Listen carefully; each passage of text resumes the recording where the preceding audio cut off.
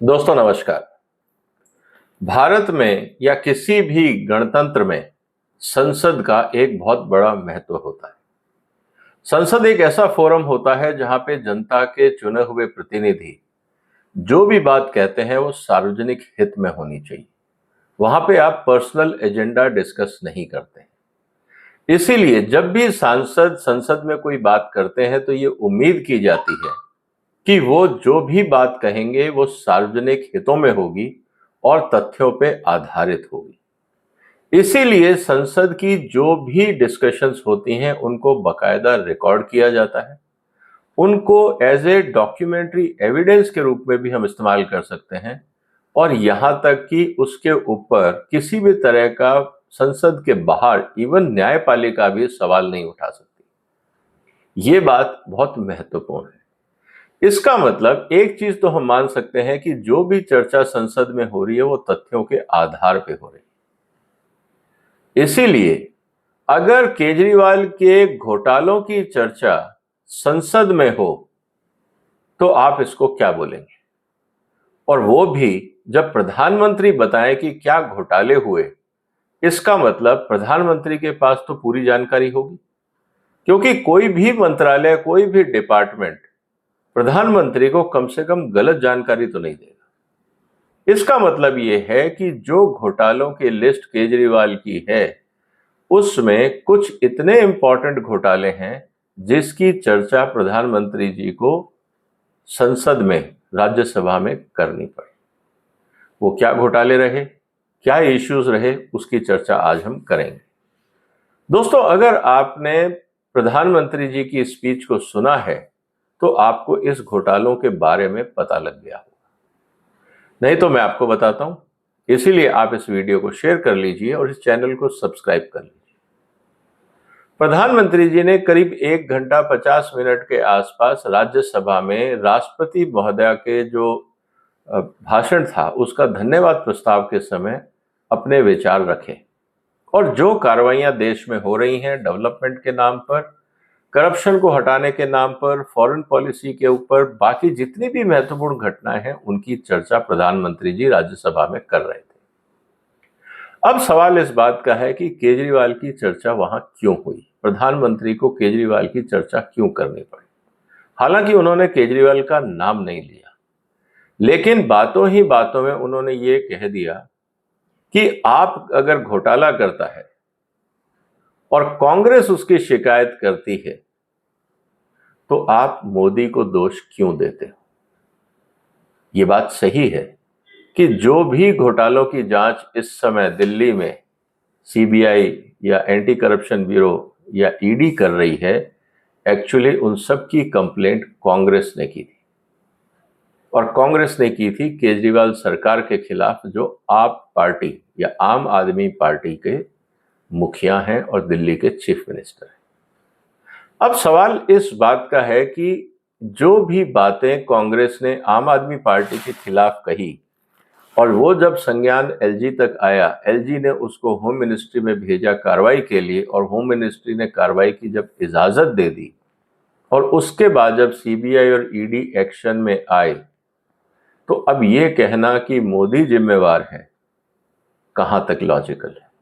ये चर्चा मैं पहले भी आपके साथ अपने वीडियोस में कर चुका हूं कि जो शुरुआत हुई केजरीवाल के खिलाफ करप्शन एलिगेशंस को लेकर, इन्वेस्टिगेशन को लेकर, ये कांग्रेस की शिकायत थी। लेकिन इंपॉर्टेंट बात यह है, अगर आप लिस्ट उठाएं तो करीब 25-30 घोटालों के नाम केजरीवाल सरकार के खाते में आते हैं, कोई छोटे कोई बड़े। लेकिन जब भारत के प्रधानमंत्री इनमें से 3 घोटालों की चर्चा संसद में करते हैं और अपने भाषण में उनको जगह देते हैं, इसका मतलब यह है कि ये घोटाले संगीन हैं, बड़े हैं और इस पे सीबीआई और ईडी की जांच जारी है। अभी तक एक घोटाले की चर्चा हो रही है, वो है लीकर घोटाला, एक्साइज पॉलिसी घोटाला, जिसमें आपने शराब माफियाओं के साथ मिलकर पॉलिसी बदली ताकि उनको प्रॉफिट हो और उस प्रॉफिट का कुछ हिस्सा केजरीवाल या आम आदमी पार्टी को लगातार मिलता रहे। ये पूरी व्यूह रचना केजरीवाल ने अपने पॉलिटिकल फंडिंग के लिए और शायद कुछ नेताओं ने अपने निजी जीवन को सुधारने के लिए इस तरह का अरेंजमेंट किया था। बाद में वो पॉलिसी वापस लेनी पड़ी, लेकिन जांच जारी है और आउटकम आपको पता है कि जो भी मंत्री इसमें सम्मिलित थे सब जेल में। दो और घटनाओं की चर्चा प्रधानमंत्री जी ने करी, अब उनको ध्यान से सुनिए। एक जिसकी चर्चा थोड़े दिन पहले भी हुई थी, इवन वो मुद्दा सुप्रीम कोर्ट में भी गूंजा था, और हम इस बात को कहते हैं दिल्ली जल बोर्ड का घोटाला, दिल्ली में पानी की किल्लत। अगर आप ध्यान से देखें दिल्ली का इकोनॉमिक सर्वे भी अगर आप देखते हैं तो आपको पता लगेगा कि दिल्ली में पिछले 10 सालों में एक भी वाटर ट्रीटमेंट प्लांट नहीं जोड़ा गया है। यह दिल्ली का इकोनॉमिक सर्वे बोलता है। उसके अलावा जो दिल्ली में वाटर सप्लाई बढ़ाने का प्रयास किया गया है वो किया गया है ट्यूबवेल्स खोद के। इसका मतलब आप ग्राउंड वाटर को और ज्यादा एक्सप्लॉइट करना चाह रहे हैं। समस्या ये हो रही है कि ज्यादातर क्षेत्रों में दिल्ली में वाटर टेबल नीचे जा रहा है और पानी की समस्या बढ़ती जा रही है, और फिर दोषारोपण होता है कि हरियाणा सपोर्ट नहीं कर रहा, हिमाचल सपोर्ट नहीं कर रहा। हरियाणा में बीजेपी की सरकार है, हिमाचल में कांग्रेस की सरकार है। अब सवाल इस बात का है कि ये घोटाला है क्या। सबसे बड़ी बात तो ये है दोस्तों कि पानी के नाम पे अभी तक शायद केजरीवाल सरकार ने 20 से 30 हजार करोड़ रुपए दिल्ली में खर्चे हैं, लेकिन पानी की समस्या का समाधान नहीं। टैंकर माफिया अपने आप में एक बहुत बड़ा रोल प्ले कर रहा है, और बहुत सारे जो फंड्स हैं उन पे क्वेश्चन मार्क है कि जिस तरह से सब्सिडी के नाम पे, बाकी नाम पे जो पैसा दिया जा रहा है दिल्ली में, दिल्ली जल बोर्ड को, उसकी कोई अकाउंटेबिलिटी नहीं है, उसका कोई प्रूफ नहीं मिल रहा कि पैसा गया कहाँ, क्योंकि उसमें सुधार तो दिल्ली में दिखा नहीं। तो इसकी जांच जब हो रही है तो इसकी चर्चा प्रधानमंत्री जी ने संसद में करी। क्योंकि अभी ये डिटेल सामने नहीं आई है, ये तो हम मान ही सकते हैं कि आने वाले दिनों में केजरीवाल के ऊपर जब एक्साइज जो केस चल रहा है लीकर घोटाले का, जब ये थोड़ा ठंडा होगा, या हो सकता है कि आने वाले कुछ दिनों में आपको पानी के घोटाले की भी जांच मिले। तीसरा मुद्दा जिसको लेके दिल्ली सरकार हमेशा अपनी पीठ थपथपाती रही है कि साहब देखिए दिल्ली में हमने वर्ल्ड क्लास एजुकेशन दी। हकीकत ये रही, और अपोजिशन का हमेशा ये कहना था कि दिल्ली में कितने नए स्कूल बनाए ये तो बताएं।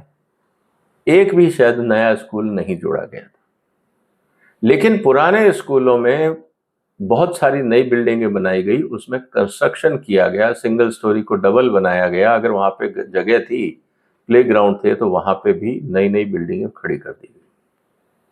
सिविल कंस्ट्रक्शन का काम है, और सिविल कंस्ट्रक्शन में घपला बहुत आम बात है।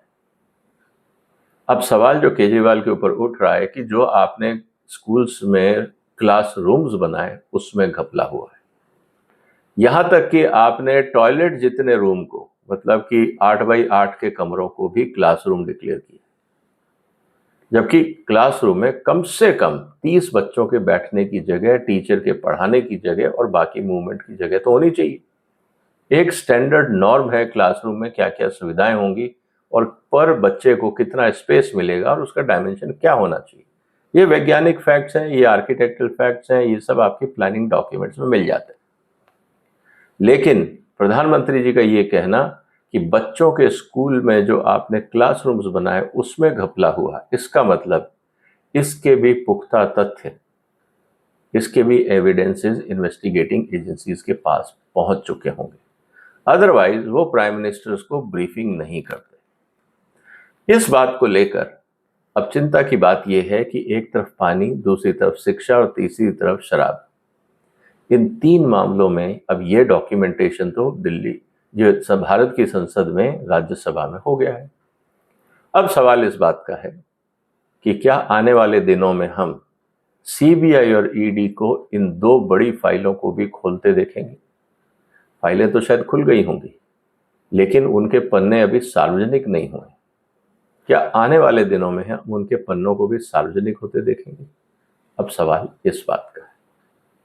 आपको क्या लगता है दोस्तों कि जो प्रधानमंत्री जी ने कहा कि उनकी लड़ाई करप्शन के खिलाफ है और जारी रहेगी, और यहां तक उन्होंने अपनी स्पीच में कह दिया कि मैंने सारी एजेंसीज को खुली छूट दे दी है कि जो भी भ्रष्टाचारी दिखे आप उस पर कार्रवाई करें, तो क्या आपको लगता है कि केजरीवाल के आने वाले दिन और मुश्किलों भरे हो सकते हैं?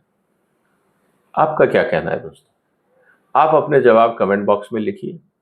इस वीडियो को शेयर करिए, इस चैनल को सब्सक्राइब करिए और ये बताइए कि जिस तरह से दिल्ली में घोटालों की एक सीरीज चली थी, तो केजरीवाल जब मुख्यमंत्री बने थे, तो वो क्या गवर्नेंस करने गए थे या क्या करने गए थे? एक मुख्यमंत्री 365 दिन पिछले 10 साल से क्या कर रहा था?